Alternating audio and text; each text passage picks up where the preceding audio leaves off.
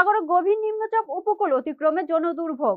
বঙ্গোপসাগরে সৃষ্ট গভীর নিম্নচাপ উপকূল অতিক্রম করেছে, যার প্রভাবে উপকূলীয় অঞ্চলে দুর্যোগপূর্ণ আবহাওয়া বিরাজ করছে। এতে জোয়ারের পানি স্বাভাবিকের চেয়ে অনেক বেশি বৃদ্ধি পেয়েছে। ডুবে গেছে নিম্নাঞ্চলের বহু গ্রাম ও রাস্তাঘাট। রাঙাবালি পটুয়াখালী প্রতিনিধি নয়ন ইসলাম মানজারের পাঠানো ভিডিও ও তথ্যচিত্রে থাকছে বিস্তারিত। রাঙ্গামালী সহ পটুয়াখালীর বিভিন্ন উপকূলীয় এলাকায় হালকা থেকে মাঝারি ধরনের বৃষ্টিপাত হচ্ছে এবং বাতাসের গতিবেগ বাড়ছে। নদ নদীর পানি অস্বাভাবিকভাবে বৃদ্ধি পাওয়ার ঘরবাড়ি, ফসলি জমি ও মাছের ঘের পানির নিচে তলিয়ে গেছে।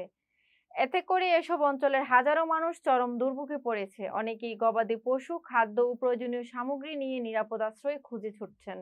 অনেকেই নিজের ঘরের থেকে নিরাপত্তাহীনতায় ভুগছেন। গভীর নিম্নচাপের প্রভাবে সমুদ্র এখনো উত্তাল রয়েছে, নদীর তীরে ভাঙ্গন দেখা দিয়েছে এবং বিভিন্ন এলাকায় বিদ্যুৎ সংযোগ বিচ্ছিন্ন হয়ে পড়েছে।